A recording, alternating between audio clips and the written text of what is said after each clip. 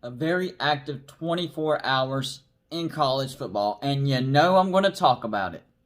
Let's go.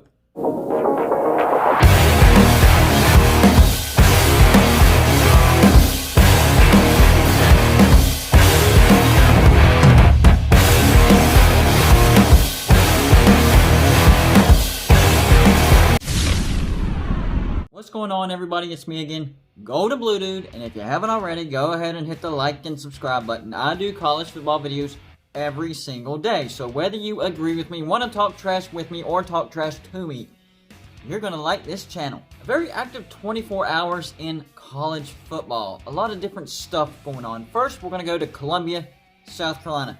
We already know that they fired head coach Will Muschamp and grabbed offensive coordinator from Oklahoma, Shane Beamer, as their new head coach. Well, now former highly touted quarterback Ryan Hilinski has decided to enter the transfer portal. He was actually very gracious with his letter to the University of South Carolina. But this guy was a big deal in Columbia last year. Well, this year they didn't use him that much, and with the coaching change, I think it was just too much for the young man. So he will be transferring. I don't know where, but he is in the transfer portal. Last night, number 18 Miami played number 21 Oklahoma State. They lost 34-37. The crazy thing is, wide receiver Tylan Wallace did not play in the second half. He didn't have an injury, and he didn't have an illness. Well, today, head coach Mike Gundy and offensive coordinator Casey Dunn said they made the decision to protect him from injury. He is supposed to be a first-round prospect in the upcoming NFL draft. We all thought it was just Tylan Wallace protecting his assets himself, preventing injury, but still, that's not a good look when you quit on your team at halftime. But the coaches says, it was us.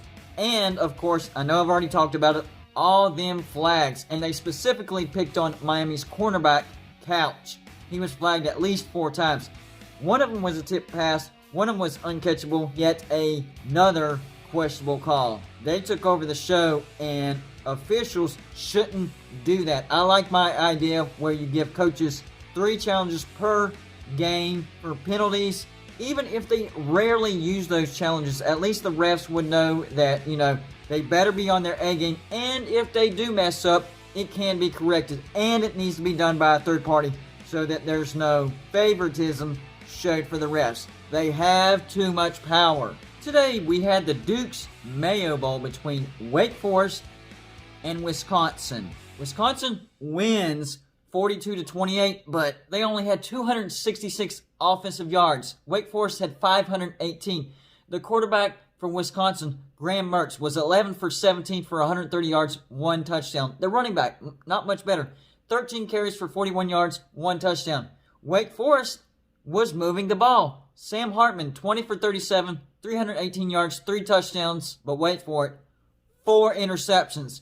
And those 4 interceptions are what lost the game for Wake Forest. I've never seen a game that lopsided in offensive yards go in favor of the team that had the lesser of the yards. Wisconsin didn't even crack 250. Wake Forest eclipsed 500, and yet they still lost by 2 touchdowns. That's just nutty right there. The Goodyear Cotton Bowl. And at first, Florida opened up as a 3-point favorite.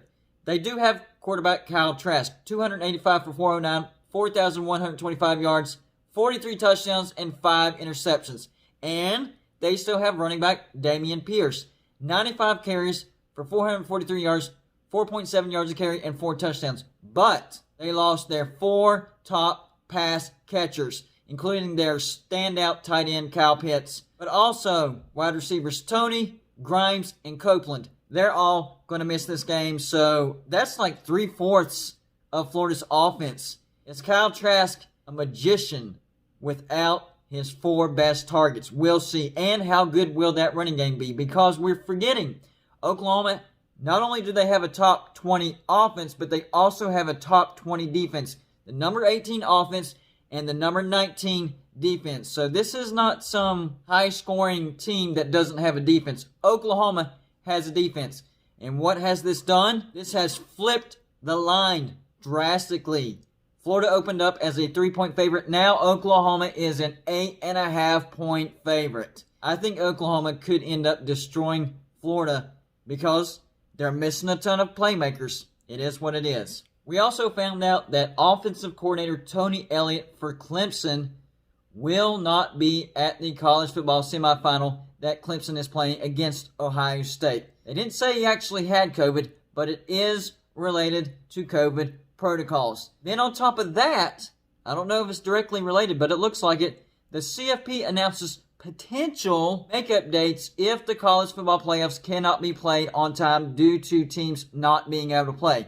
So, the potential dates, in case this happens, would be January 11th for the Rose Bowl and January 12th for the Sugar Bowl and January 18th for the National Championship. So I guess they're realizing that we're in the middle of flu season and COVID is actually blowing up as well. So we're probably going to see more cases, and there's a potential that teams might not be able to field enough players, so they're going to try to push it if it happens. They're not saying it's going to happen, but they're saying if it happens. It's been a crazy 24 hours. That's all I got for you for this show. Like and subscribe if you haven't already, and I'll see you on my next show.